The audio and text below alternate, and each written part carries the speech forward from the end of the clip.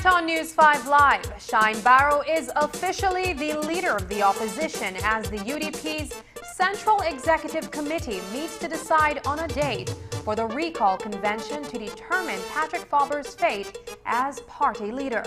San Pedro Wally Nunez says bring on the lawsuit, he won't pay, and a murder in Honey Camp. Details of these stories and more coming up on News 5 Live.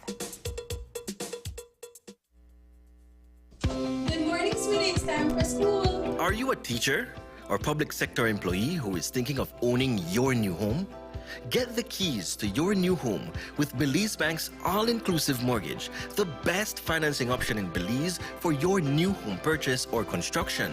Inclusive of all mortgage-related fees, no down payment, affordable terms, amazingly low interest rates. Visit our nearest branch to speak to one of our financial advisors to discuss how you can be one step closer to owning your new home. Some conditions apply.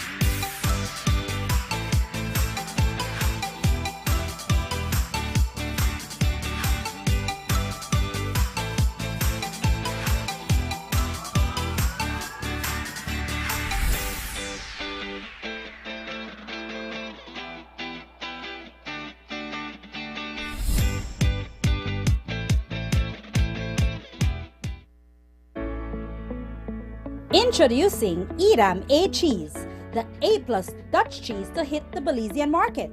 As the name says, it is of A-class quality, the best Dutch cheese in Belize. Edam A cheese is creamier, less salty, and simply more delicious. Don't be left out.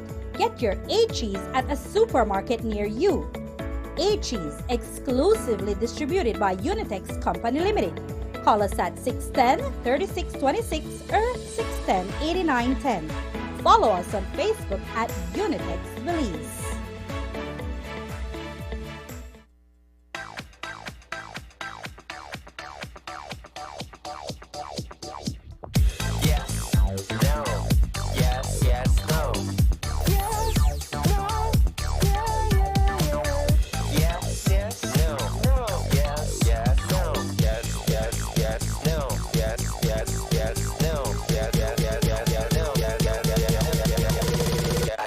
Try it first. At home, on the road, at work, at school, or on a day off, if you see news happening or suspect that something might be up, call or text the Channel 5 News Belize tip line at 672-5555. You don't have to give us your name, just give us the tip. That's 672-5555. Call or text us so we can check it out.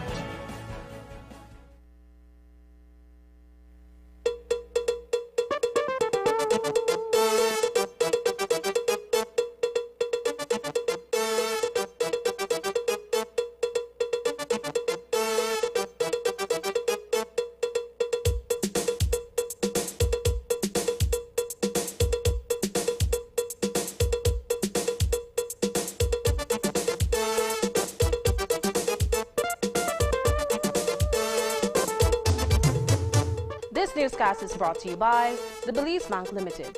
Our country, your bank. Good evening and welcome to News 5 Live for Thursday, June 24th.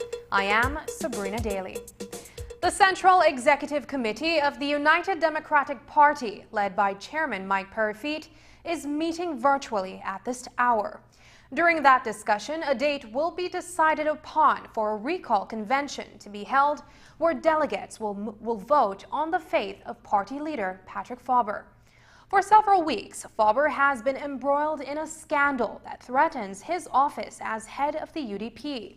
Among his colleagues in the opposition, 3 fellow parliamentarians, including Shine Barrow, had written to Governor General Forla Salam earlier this week, informing her that Faber no longer enjoys their confidence as leader of the opposition. That brings us to a few hours ago, when Barrow, the area representative for Mesopotamia, was administered the oath of office to become the new leader of the opposition.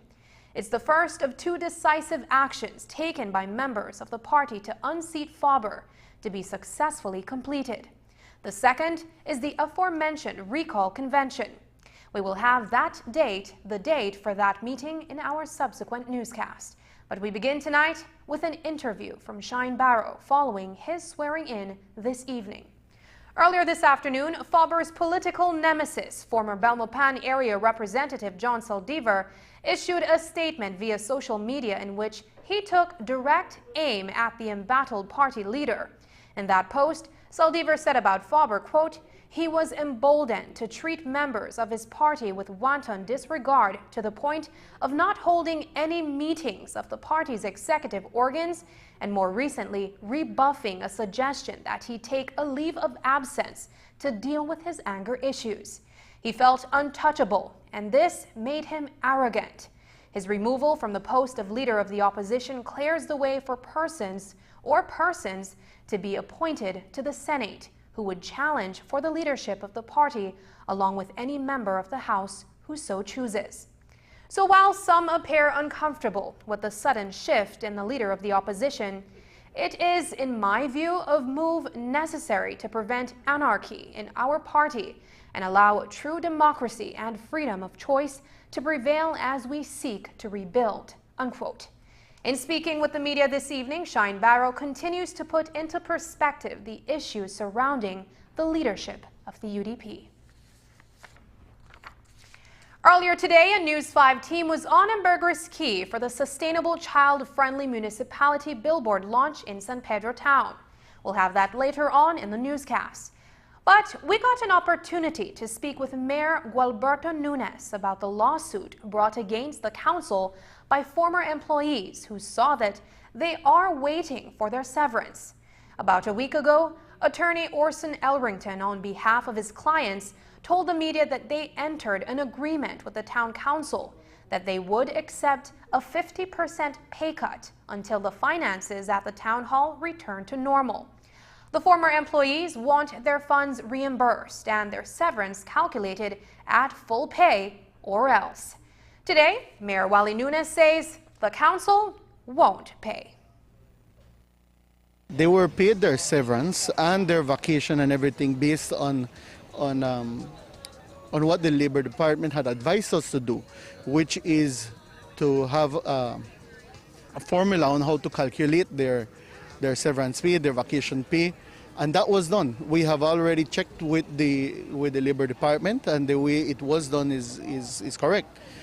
The claim that they're doing as well is that they are claiming the other half of their salary, because they are saying that they were on a deferred payment, on a reduced salary and not a cut salary. And actually, the employees are saying that yes, they were on a cut salary, and it was a verbal agreement given to them, especially since it was locked down and they couldn't get to actually work. But I mean, this is what they call in business force majeure, no? It is an act of God. Nobody sent them home because we wanted to, or at that time the council. It was because we are in a pandemic, we're in a lockdown, and they have to understand that that's the reason why they were sent home. There was no agreement that they were going to pay. They were going to be paid the difference. I have gotten advice from the different lawyers, and the one dealing with our case at the moment is also. They also know that we will take the case seriously, and if we have to go to court, we will go to court, because we are not going to pay them.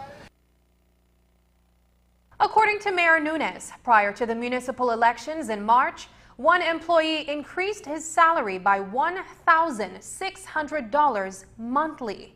This while the island town and the rest of the country is still battling the COVID-19 pandemic and revenue collection is down. In the middle of a pandemic, they actually increased their salary. In January of this year, they increased their salary. That is a shame. That is a shame for them to, after, in the middle of a pandemic, to come and increase their salary, and at the same time they want more money. They're not considering that this is the people's money. This is the town council's money, the town's money, actually. So they need to understand that actually, that, to me, is a shame. Coming up, Health Minister Michelle Shabat refutes claim of a contract being awarded to his relative. The story and more after the break.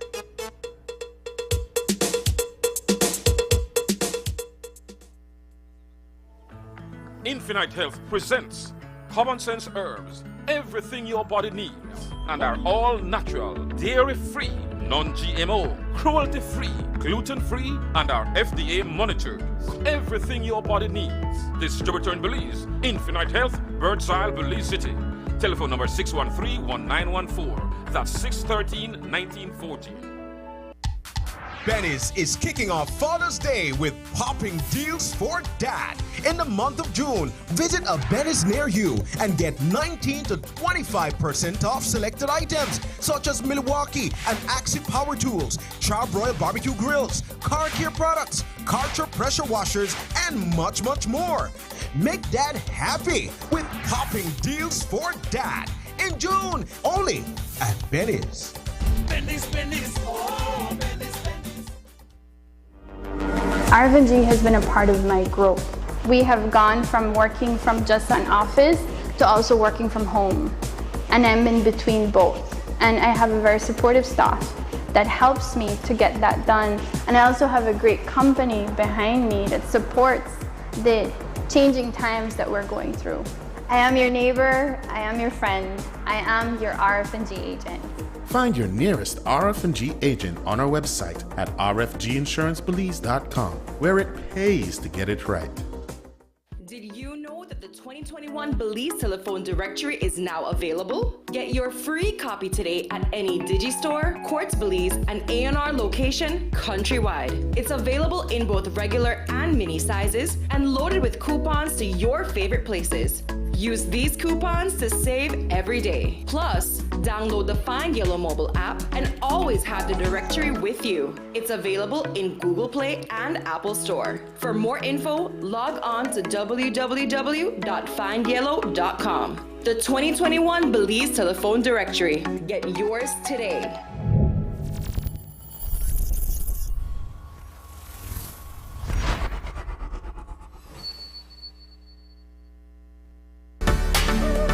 "2020 taught us the importance of being connected to the virtual world, and NextGen is here to keep its commitment to you. Even if you're physically apart, NextGen keeps you digitally connected." Okay everyone, thank you for following me today. NextGen provides more than just an internet plan. They provide service plans that support all your online needs. Sign up today and get your NextGen's ultra high-speed internet service. NextGen, powered by Central TV and Internet.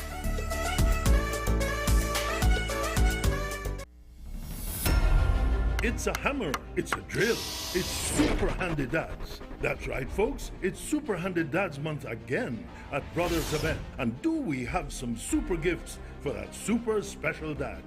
A Super Handy Dad needs his super tools.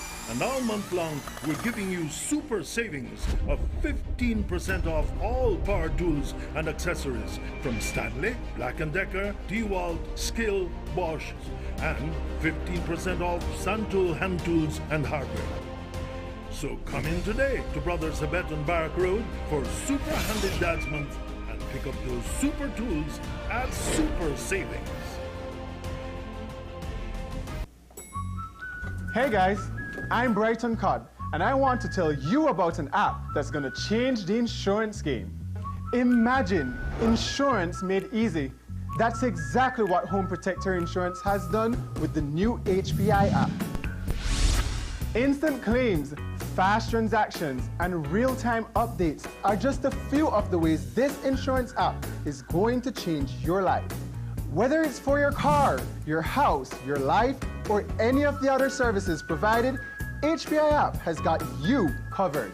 With a user-friendly interface, only with Home Protector can you get all your insurance needs in the palm of your hands. But don't take my word for it. Download the app, give it a try. Let me know what you think. And if you're not insured with Home Protector, then we've got to have a serious talk.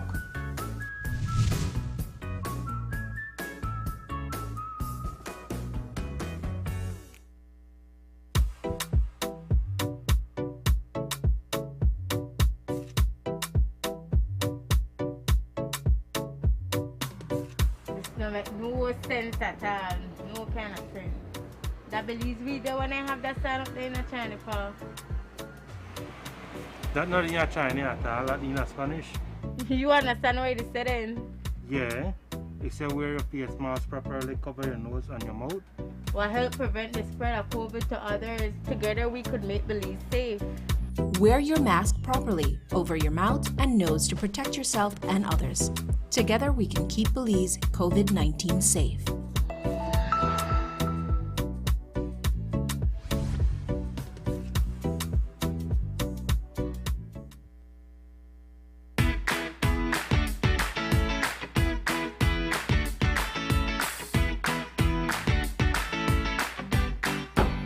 Why, Tony?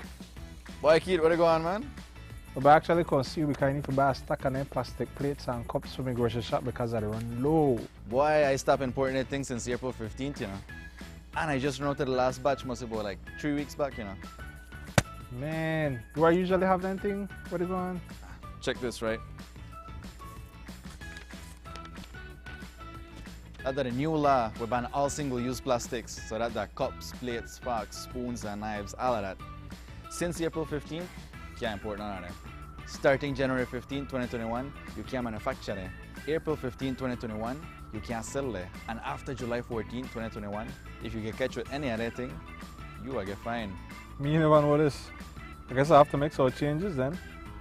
I have to make the customers know that anything not available. Anyways, bro. Thanks, man. No problem, man. Take care.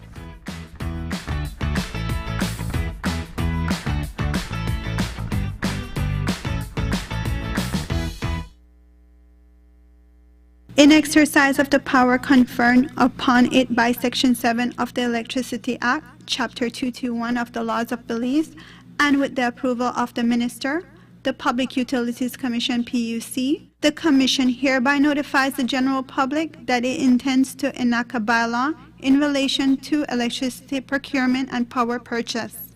The bylaw shall govern the procurement processes for wholesale, distributed energy resources, and short-term power purchases by addressing the roles of the Commission and the utilities. The bylaw seeks to secure public welfare, national security, and services at the best value for money. Further clarify the exercise by the Commission of its duties under the Public Utilities Commission Act and Electricity Act.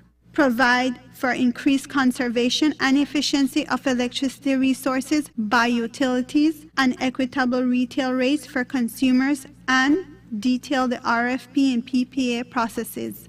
Regulatory tools to achieve the Commission's public interest mandate of setting tariffs for the provision of electricity service to the public. Members of the public are invited to give their comments by email info@puc.bz or post by 17 July 2021. The draft bylaw may be viewed in its entirety at the offices of the Commission at 41 Gabriel Lane, Belize City, or on the PUC website at www.puc.bz. I strive to give my child the best nutrition, but I know it's not enough. It's also important to protect him. Clim Growing Up or Clim 1 Plus contains prebiotics, vitamins and minerals that help strengthen their immune system, helping them achieve 100% protection plus nutrition. That's why I give my child Clim 1 Plus. Clim, your love, their future. Clim 1 Plus is not a breast milk substitute from 1 year onward. I was 17 and in love, and I thought he loved me too. But now I know that a loving partner should not take away your choice of clothes you wear or the music you listen to. He should not take away your purse, car keys, or your phone so that when your family calls, you cannot answer. If your partner is controlling you, it is domestic violence. Call 0800-A-WAY-OUT or our cell phone number, 672-9628. This message is brought to you by the National Women's Commission in collaboration with Miss Universe Belize with funding from the Engender and Spotlight projects.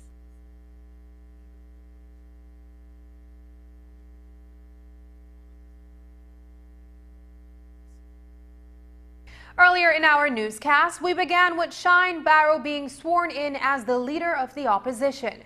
Following the brief ceremony, he addressed the waiting media outside the Belize house. Here's what he said. How does this moment feel? Well, you know, the same way that I became a #1 selling musician and Grammy Award winning writer, publisher and performer, you know, I appreciate the gravity of this historical moment, and this is so much bigger than me. I am merely an instrument, and as I've said repeatedly, a custodian of circumstance. Certainly I would like to thank my predecessors, Pedro Council, who was the first Mesopotamia era representative to be the leader of the opposition, the Honorable Michael Finnegan, who has guided me, and I was his understudy before I became the era representative, and the people of Mesopotamia, because I would not be here if they did not elect me to be their representative. And certainly to all of my colleagues who have offered support as we continue to rebuild the United Democratic Party and to try to restore public trust and confidence in our institution. Have you spoken with the man that you're replacing, Patrick Faber? No, I have not, but I would like to take this opportunity to thank him for his service over the last 18 years to the country and to the institution of the UDP. Sir, but you don't, as leader of the opposition, you'll know that your party doesn't have many seats, and statistically, Patrick Faber is the safest seat of those who are currently elected in the House of Representatives. More so than Queen's Square, Mesopotamia? Far more so than Queen's Square, Mesopotamia. Those are now marginal. You come with a different narrative.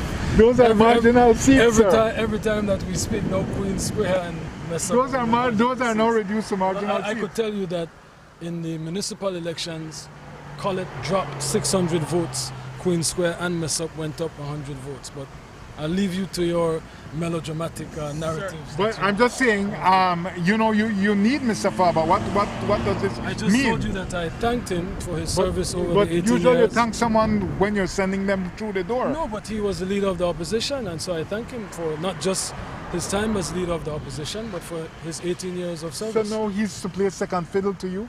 You are the leader of the opposition. How will you arrange his seating? I can assure you that this is not about me. This is about the institution of the United Democratic Party, the institution of the opposition, and us trying to put ourselves in a position where we can have credibility, where we can find a new leader, which will not be me, but a new leader of the party, and I am merely the custodian of the transition period that we're in. Sir, in your journey to become the leader of the opposition, you have had to be very outspoken, especially so as the chief whip of the opposition.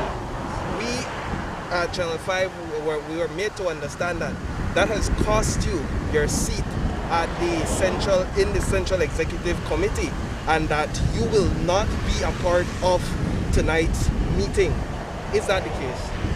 That is the case, but now I am the chair of the Shadow Cabinet, so you know, I will focus on the Shadow Cabinet, which is a very important institution to hold the government accountable and to provide alternative policies to the bad policies, the failed policies that we've seen from the PUP over the last 8 months.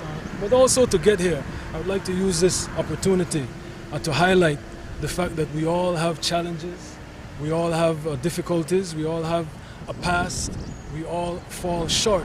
And my standing here in this historic moment follows on the heels of the intervention I gave in the Honorable House of Representatives, the last sitting of the House, where I told those young men in Mesopotamia, on the south side of Belize City, who were pulling triggers and killing each other, to stop it, to put down the gun, and to take accountability for the narrative, for the life that they wanted to lead, and that they could change, and that it was not my responsibility or the Minister of Police's responsibility or the government's responsibility, but it was their responsibility. And I am proof of that, because for the last 23 years, I took responsibility for my actions. I paid my debt. I did not feel sorry for myself. I did not drown myself in tears and sorrow. I continued to go. So I hope and I pray that where I stand right now, in this historic moment, is bigger than me. It is a message to the young people, to all people that have challenges, that have obstacles that they can overcome. Just remain determined, and this is the better path to choose, a constructive, productive life. There may be those that want to condemn you to their past as they condemn me to my past, because maybe they don't want to see anything more from Southside youth than to be in prison or to be in a graveyard. But I am proof that you are more than that, because I am not that special. Did the government of Belize award a contract to do COVID-19 testing at the ports of entry to a business owned by a relative of the Minister of Health and Wellness, Michel Shabat? Not so, according to Shabat. Today, he distanced himself from that business, saying that he has no familial ties to the owners. Shabat explains how GOB ended up awarding the contract to the Belize Diagnostic Center. Sir, the testing at the airports and the ports of entry has been privatized, and I understand Belize Diagnostic Center got the bid, and that's the wife of your cousin. No, that's not the wife of my cousin at all. As a matter of fact, it is in the process, and if you would have done some research, especially with the project management unit which handles this, you would have known that there were 12 licensed institutions who do testing, and they were all invited to tender. Out of the 12 of them, only 2 tendered. One of them had fixed a price to the government to pay to provide the service, while the other did not. And so the team who evaluated, which included, I want to say, a member from the Ministry of Finance, as the regulations require, selected Belize Diagnostic Center. So then it's not a relative of yours at all, or anyone linked to you? Not to me. I have nothing to do with BDC. I have nothing to do with them. To your wife's relatives? My wife? Yeah. No, absolutely not. The Belize Police Department says that it's cracking down on social events to curb the growing number of COVID-19 cases. On Wednesday, there were 24 newly confirmed cases, which bring the total active cases to 153. In its press release, the Belize Police Department warned the public that there will be, quote, stricter enforcement of the COVID-19 regulations, unquote. It goes on to say that the cops will be monitoring social events and activities countrywide, including but not limited to wakes, nightclubs and bars operating as restaurants, private parties, weddings and beach parties. And the police say that as patrons, you will also be prosecuted. The general public is advised to protect themselves by not hosting or attending these events. Anyone caught in violation of these protocols will be prosecuted. Today, Minister Michel Shabat told the media that he is concerned about the increase in COVID-19 cases, particularly in the north and south. We had one death last week, and we are seeing a rise in numbers. And I will tell you that we are very concerned with the Orange Walk area and the Stanquick area, where we're seeing increase in numbers. And I want to take this opportunity to continue to invite the public to please continue to adhere to the public measures. The last thing we would want is another lockdown of this country. But unless we have the cooperation from the public, and if we see the numbers going up, then we're going to be forced to go back to those measures, and we're trying to avoid that at all costs. Sir, but do you think there's a reason that the cases are specifically going up in Orange Walk? And you said there was 1 death, but we recorded 3 deaths last week in Orange Walk. Well, we're looking at the index case, at where this case originated from, and we're trying to determine at this time whether it is a cluster or if there's a community spread. Our surveillance team are out there doing the contact tracing, and that determination will be made shortly. Minister, what would you say, or your ministry say, about what's leading to this rise in cases? Is it the gathering? It is certainly the behavior. We've said it every time, and we continue to say it, that this virus is spread by human interaction. And so we have seen a lot of gatherings, especially in the Orange Walk district. We've seen some blatant disregards for the public health measures. We've seen nightclubs functioning at a complete level, and they should not be functioning at all. Do you think perhaps we've relaxed our measures maybe way too early, and that has given the public some kind of feeling that, things are okay? Well, you know what? We went from a period where we were recording over 500 cases per day to some days we were down to 2, 3, 4 cases. And so I think it is natural that people felt there was a lull and people felt this pandemic was over, which is not the case. Shabat says random testing continues, but members of the public are more hesitant to get tested. The Minister of Health and Wellness says he wants teachers vaccinated. As you've seen over the last few weeks, several cases of COVID-19 were detected in different schools, and the Ministry of Education later called for an end to face-to-face teaching for this school term. And when it comes to vaccinations, there are still hundreds of teachers who haven't taken the jab. And up to now, there are still no vaccines available for children. So, what will the ministry do? I think, again, it is important for me to send this message, especially to teachers, right? Teachers must get vaccinated. We know that children are carriers of this virus, but they're more than likely, 95% of the time, they're asymptomatic. The problem is that when they go home, they run the risk of infecting the older members of their families. And so that we want a situation where teachers who are at the front line, who are with these children, who interact every day, to get vaccinated. I want to say this as well. The government is pushing hard to obtain vaccines for the 12 to 18-year-old group so that we can then focus on vaccinating them. And we're hoping that by the time school reopens, those vaccines will be in country, and at least that age group would have gotten vaccinated before school reopens. Yes. Speaking about vaccine, will the ministry be seeking to procure vaccines from Cuba? We know recently they had success with their vaccines. Well, they have had great success. As a matter of fact, one of the recent reviews I saw was it rates the Cuban vaccine on the top of the list in terms of efficacy. We're looking at all possibilities, and so the door is not closed on any vaccine. And while the new school year is set to commence in September, there are mounting COVID-19 concerns. What's on the horizon is the return of cruise ships. A little over 2 weeks from now, Belize is set to reopen its cruise ports.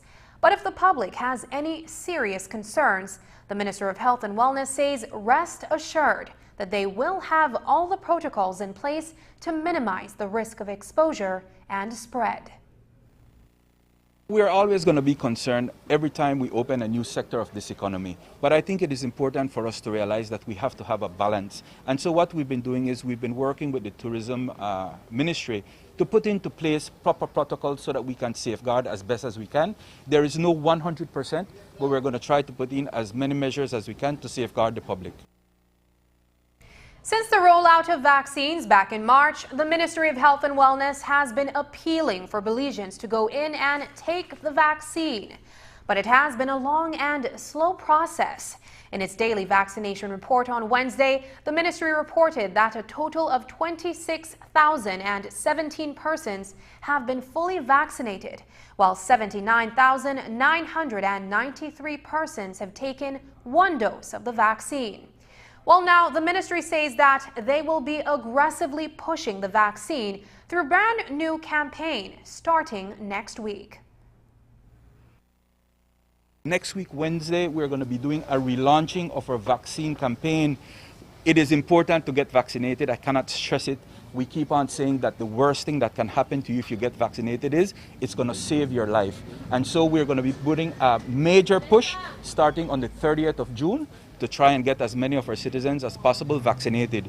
You all will know that we just received 100,000 doses of AstraZeneca through the courtesy of the government of Mexico. And so we now have enough vaccines that we want to get as many of our citizens vaccinated. Is the ministry looking to incentivize the vaccination rollout? Yeah, well, I don't want to jump because we're going to be doing a press conference next week, Wednesday, to which you'll all be invited.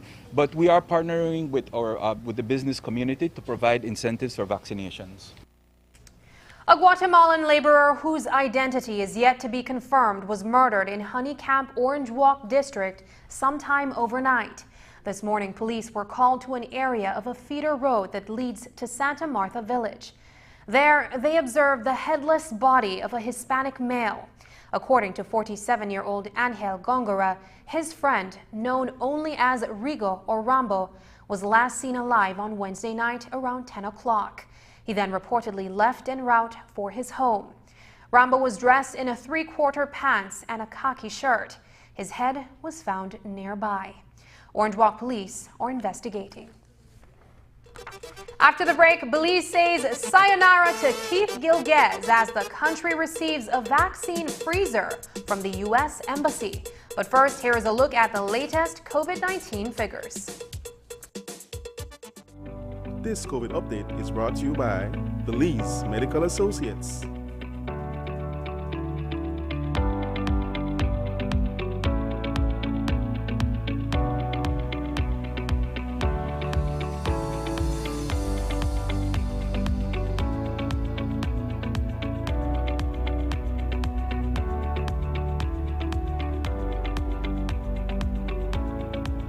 This COVID update was brought to you by Belize Medical Associates.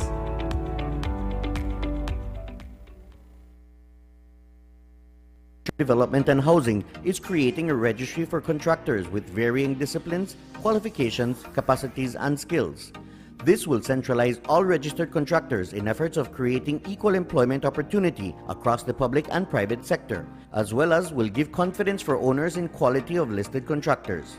Contractors will be categorized by the following disciplines. 1. General building. 2. Civil works road construction. 3. Bridge construction. 4. Land development. 5. Tradesperson. And 6. Specialist contractor. Applications can be gotten free of charge from the Ministry of Infrastructure Development and Housing for the next 90 days or via email from the Project Execution Unit. Initial applications to the registry will be processed up to the 27th of August 2021. For more information, you can email ceo.secretary@mow.gov.bz or peu@midh.gov.bz. Register today and do your part to build Belize. It's a fact that with Smart, you get truly unlimited everything. Only with Smart, you get unlimited data anytime, while with the other guy, it's only double data on weekends. With unlimited data every day with Smart, there's no need to wait. So, it's a fact that our unlimited plans beat the competition. Stop being measured and told when to use your data and get unlimited talk, text, and data. Experience the true unlimited plans with Smart. That's a fact.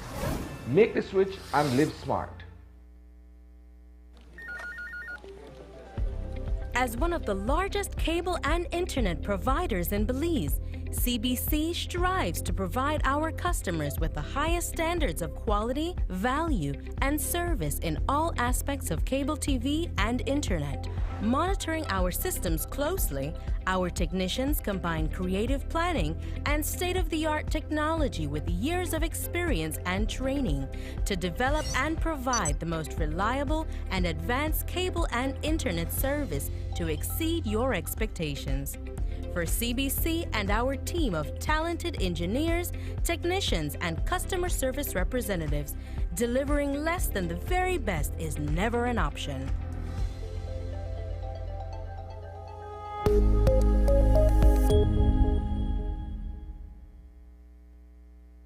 The contamination of water we all depend on is a very urgent issue. As Belize's popularity and industries grow, challenges increase. In this episode, we will examine the issue of water pollution in Belize.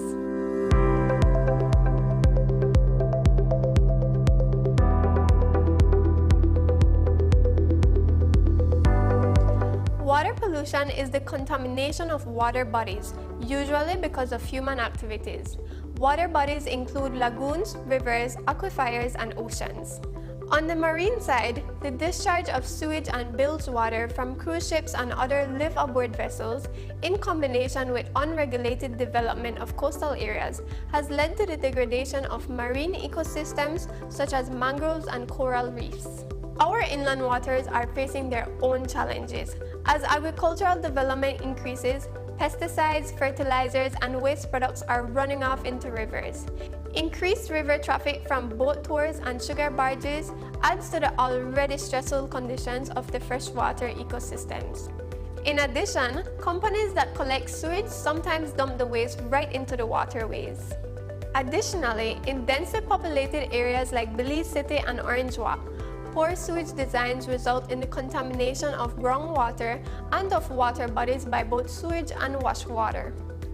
In many cases, homes and businesses dump their wastewater directly into drains, which leads to rivers and the sea. Wastewater, detergents, and petroleum collect in drains that empty into waterways, such as the New River and the Belize River.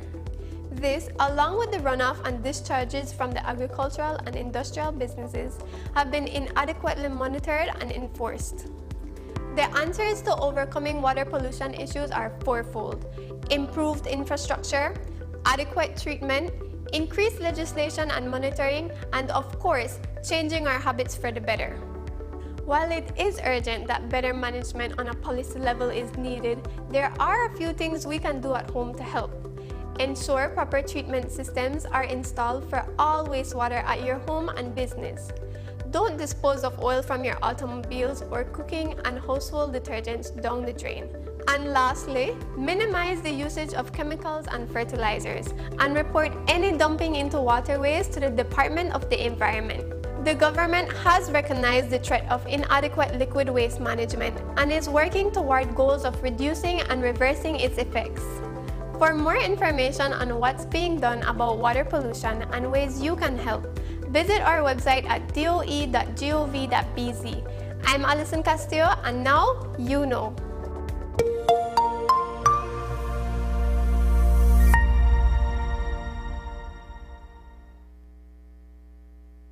Back in 2014, the Belize Mayors Association, in collaboration with the Ministry of Labor, Local Government and Rural Development, and the National Committee for Families and Children, signed on to the Child-Friendly Municipality Initiative, pledging that they will develop their towns and cities to become certified as being child-friendly. Up until today, 3 had been certified at the silver level, and now San Pedro Town has joined the bunch. News 5's Dwayne Moody reports. Years of work to establish a child advisory board on the island, among meeting other specific goals to incorporate child-friendly spaces within the town, San Pedro was today officially bestowed the silver status as a child-friendly municipality. This means a lot to us because we value our children here on the island. They are important to us. They are our future. And we need to give them their rights as well, and their voices to be heard as well. One of the most important things is that whenever we make decisions based on anything we do, especially if we're going to do sports, if we're going to involve them in community projects, is to have them involved. There are some youth groups that are really ready to work, to do paintings, to help in the cleanups.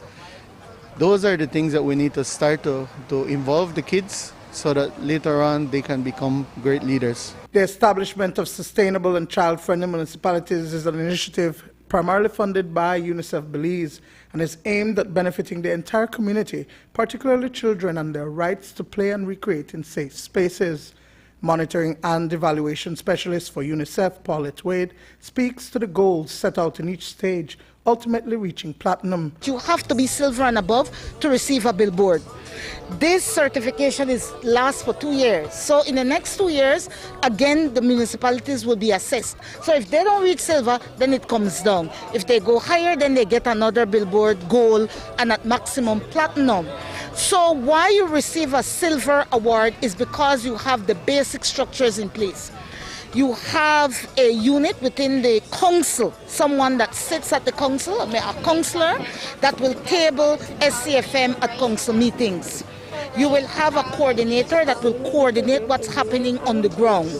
You will also have a technical steering committee that's made up of the ministries, the private sector, NGOs, whoever is in your municipality working towards children's agenda. A national steering committee comprising of the Ministry of Local Government, Labour and Rural Development, the Belize Mayors Association, the National Committee for Families and Children, and UNICEF monitors the implementation of the initiative. Minister Oscar Rakenya says that his ministry is all in with assisting all 9 municipalities to achieve this child-friendly status. So far, only 4, including San Pedro, have done so, and it is a step in the right direction. Municipalities, governments, the community must ensure that we do everything, to promote the rights of our children. Every community, every municipality has to ensure that it creates that space, to allow our children to have a voice, to be able to express themselves.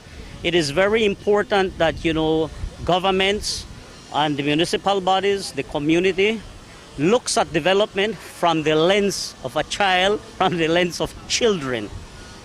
Dwayne Moody for News 5. The Toledo West area rep also gave his take on the recent Supreme Court ruling that awarded $6.3 million in damages to the Maya people of Halacte after the government of Belize, under the Barrow administration, constructed the Halacte Road without the free, prior and informed consent of the village. The Prime Minister has said the decision may be appealed. Rakenya, who represents these communities, says GOB has to adhere to the CCJ ruling, which gave communal land rights to the indigenous Maya people in the south. The highest court, the Caribbean Court of Justice, ruled, that the Maya people have rights to their lands. That's very important. We have to establish that. And in that ruling, it was made very clear that any development that is to take place must ensure that, our communities are properly consulted, that they are engaged, that, they give their approval. So, the judgment that was awarded, in favor of the Maya people, in favor of Halacte, really, when we look at it, the previous government did not carry out, its duties and obligations. So today, that ruling, that the court has ruled is going to cost the Belizean people, because the Dean Barrow government did not follow proper procedures. We have to establish that. It was very clear, and I want to say that as the representative for Toledo West, for Toledo, where, many of our communities are affected by this court ruling, our people want development. There is no doubt. Our people are appreciative of the development that government puts in, whether it is roads, whether it is hospitals, whether it is education. But we have to remember that there is a court ruling that must be respected. While we were with Minister Oscar Rakenya, we asked him about the concerns of increased incursions by Guatemalans in the south.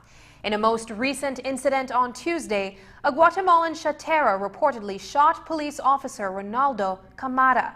Camara was part of a joint patrol, and while traveling from San Jose village, he encountered 2 Hispanic men, one of whom fired a shot which caught the constable in the leg. Minister Rakenya says that the government needs to find a way to mitigate this problem. This has been a problem for quite a long time, where we have seen Guatemalans, actually having incursions into Belize territory. and where, you know, they are really, you know, taking advantage of all our natural resources, you know, whether it is our wildlife, whether it is our, you know, archaeological sites, and even forestry products. This is an issue that we have to deal with. I know that our government has responded. You know, there is currently discussion to build additional outposts in those areas. We need to see more manpower on the ground to ensure that we can, you know, protect that area. But I will tell you, I believe that, you know, it is time that, you know, I believe the government has to start to consider, you know, putting people along the border, you know, for example, our security forces, our BDF, or policemen who have served in this country. Maybe it's time for them to consider giving them a piece of land in that area so that they can develop, you know, and protect our area. We must protect our country, we must protect the resources, because at the end of the day, it is for all Belizeans, and we cannot allow, you know, the Guatemalans or anybody else to be, you know, coming into this country and taking advantage of us. Today, a group of women traveled to the remote village of Machaquila to install solar-powered equipment into several homes. We've also documented the difficult access to the village and the need for proper roads and infrastructure.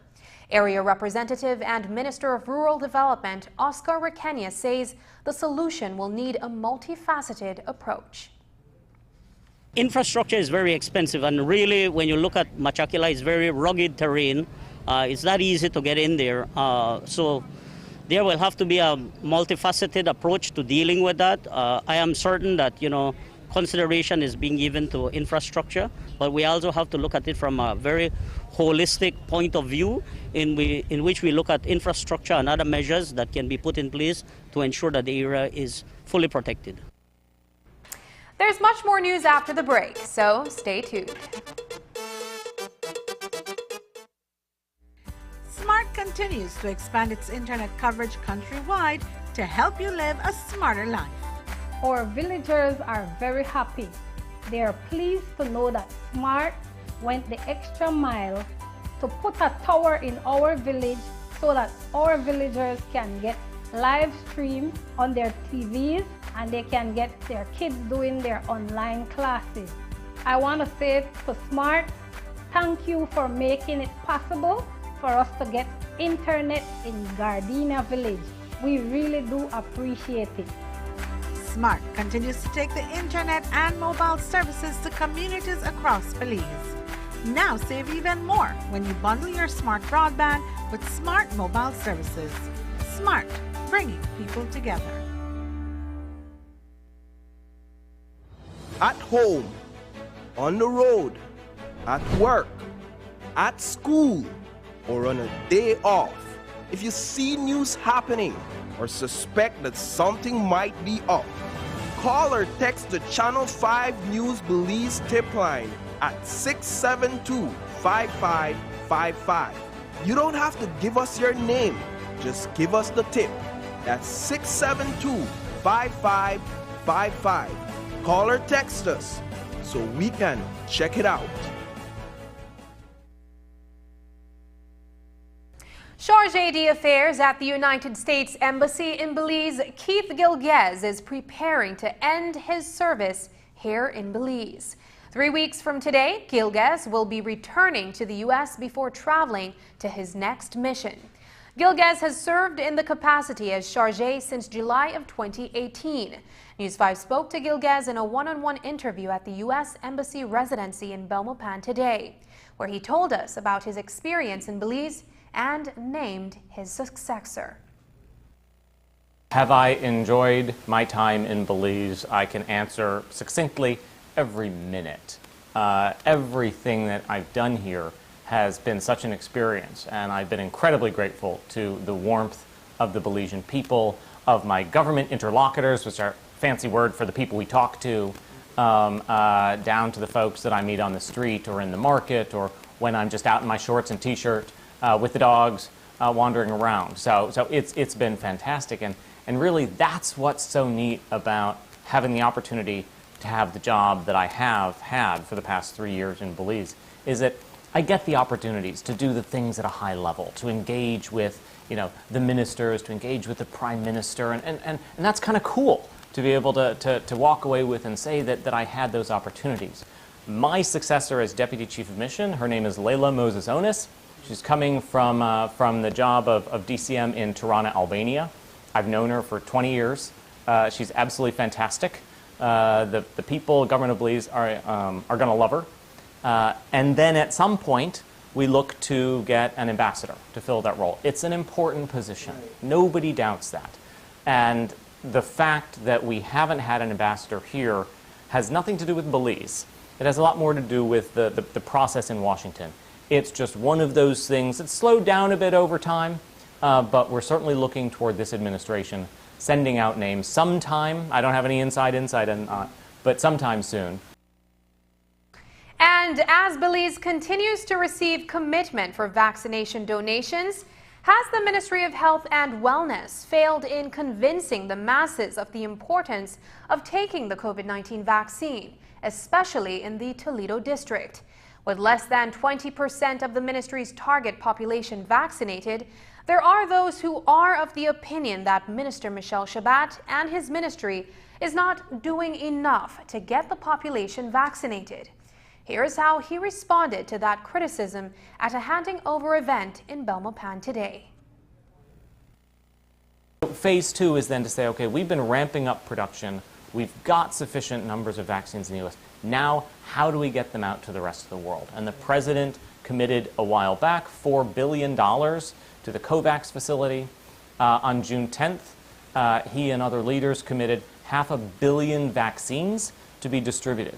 Now, that sounds easy, and we don't just put them on planes and send them out. There have to be the logistical apparatus in place to make sure when the vaccines get to places that they can be used properly, used quickly, gotten into arms fast, figure out where those places are most needy. Belize is on that list. Belize is one of the countries that we will be providing vaccines either directly or through the COVAX facility.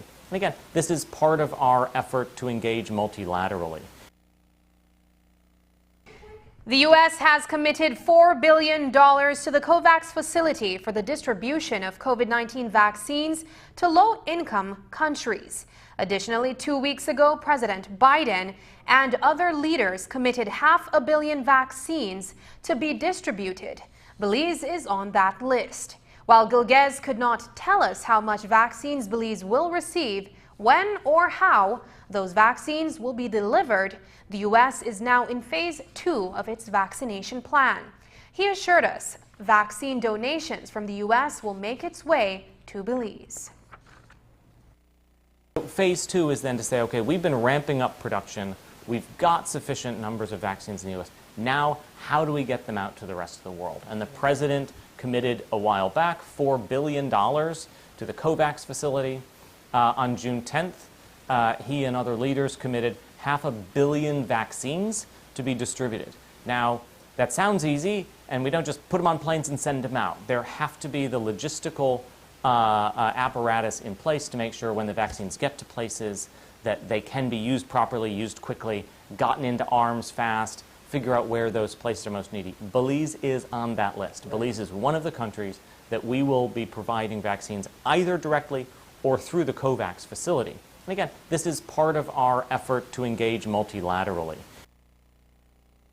And as Belize continues to receive commitment for vaccine donations, has the Ministry of Health and Wellness failed in convincing the masses of the importance of taking the COVID-19 vaccine, especially in the Toledo district?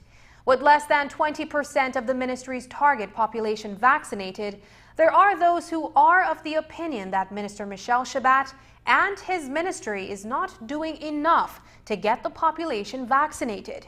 Here is how he responded to that criticism at a handing over event in Belmopan today.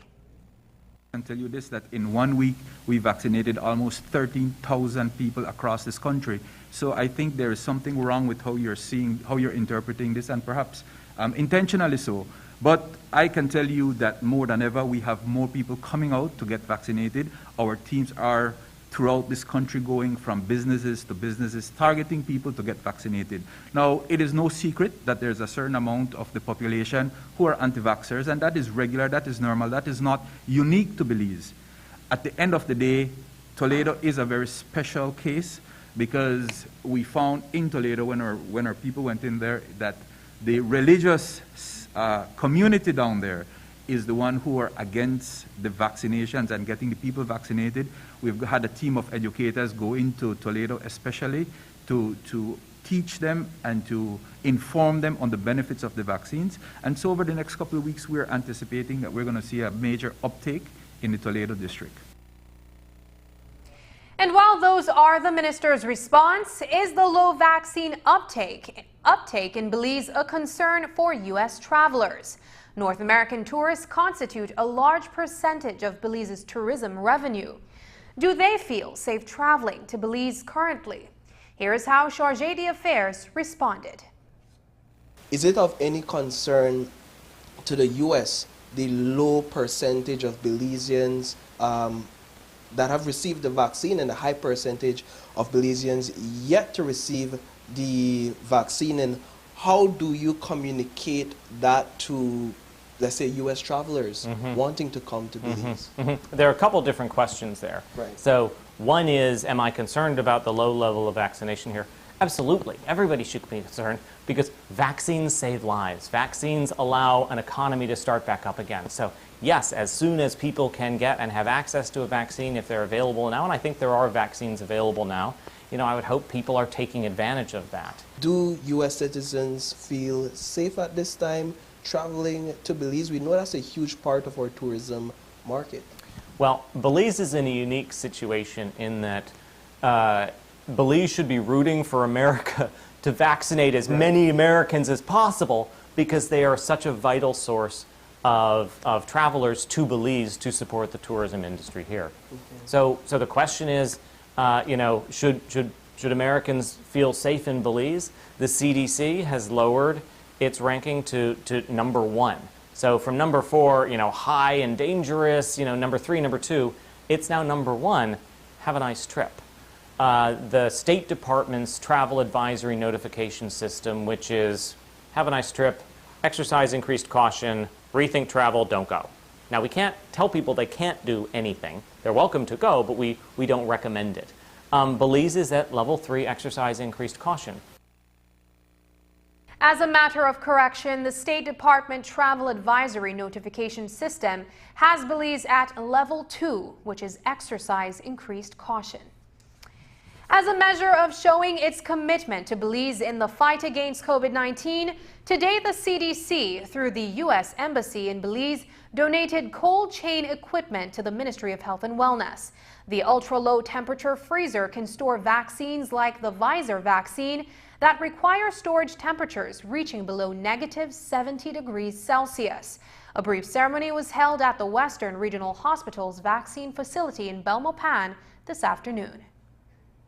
The freezer, donated, as it was mentioned, by the Centers for Disease Control and Prevention and coordinated by the U.S. Embassy, will enable significantly more Belizeans to be inoculated with safe and effective COVID-19 vaccines. The COVID-19 pandemic is a worldwide problem that requires a global solution. The United States is committed to playing a lead role in international COVID-19 response in partnership with the global community.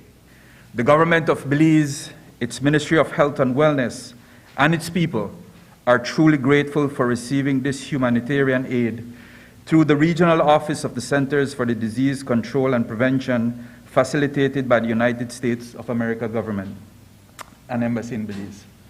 This equipment will be used initially for the proper storage of COVID-19 vaccines and then to support the storage of laboratory supplies at the Central Medical Laboratory of Belize.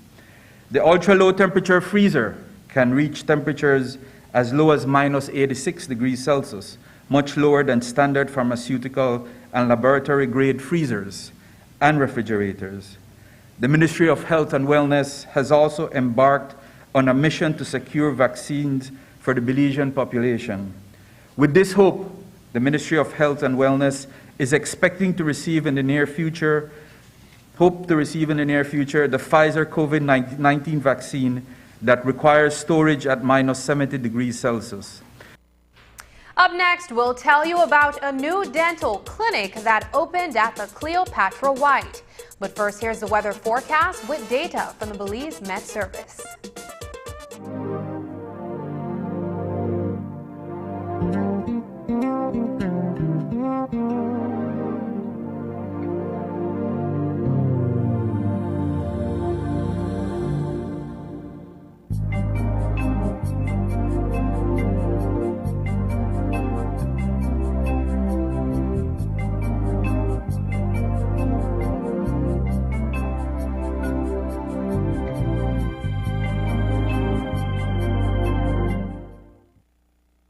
Es un hecho. Únicamente con Smart obtienes todo realmente ilimitado.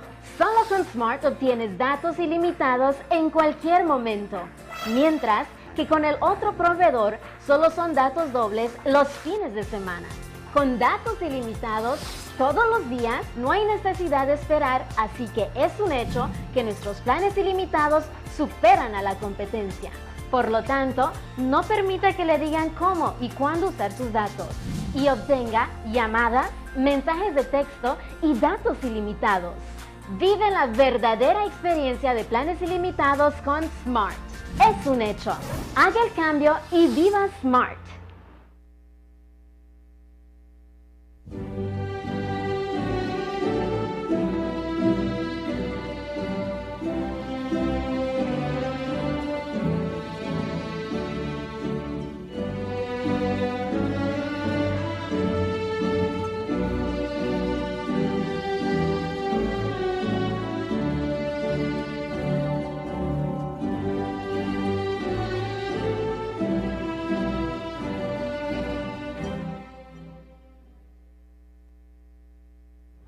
At home, on the road, at work, at school, or on a day off, if you see news happening or suspect that something might be up, call or text the Channel 5 News Belize tip line at 672-5555.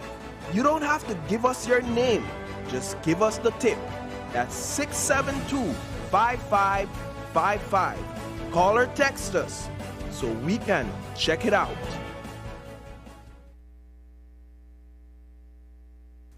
The Central Health Region Dental Department today officially reopened the dental clinic at the Cleopatra White Polyclinic 2 in Belize City. The dental clinic was closed back in May of last year due to financial constraints, but renovations began back in March 2019. Services at the newly renovated dental clinic includes examination, medication, surgical extraction, and minor surgeries. News 5's attended today's ribbon-cutting ceremony. When you don't care for your teeth, you may face a number of health problems, from loss of teeth and gum disease to heart diseases and diabetes-related issues.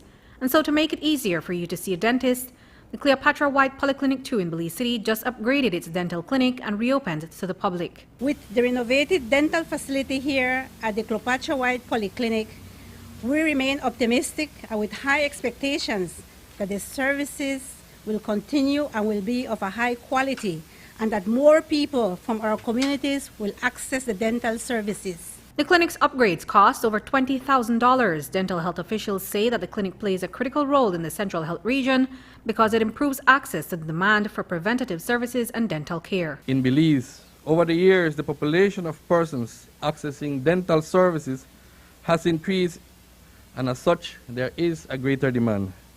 From a population of 29,000, which was recorded in 2009, it increased in 2019 to 41,236 patients accessing the 10 dental clinics countrywide. The dental clinic boasts a strong dental education program with 5 different groups. The maternal child health program is an important part of this initiative. Pregnant women accessing the services at our public health facilities are referred on a routine basis to our dentists, as maternal oral health has significant implications for birth outcomes and infant oral health.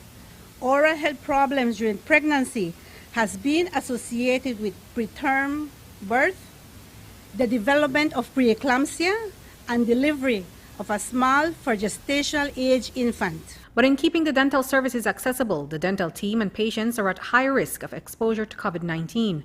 For that reason, the Ministry of Health and Wellness says there is a strong focus on preventative measures at the facility. Although the nature of this profession is of high risk due to the close proximity to patients, we want to ensure that all our dental staff continue with best practices in infection control measures, regulate aerosol contamination in the dental clinic, and prevent the spread of the coronavirus. Last year, during the start of the pandemic, the dental department and services were forced to reduce their activities due to the challenges COVID-19 brought to Belize. Reporting for News 5, I'm Andrea Polanco. As you saw just now, the Ministry of Health and Wellness reopened the newly renovated dental clinic at the Cleopatra White Polyclinic in Belize City.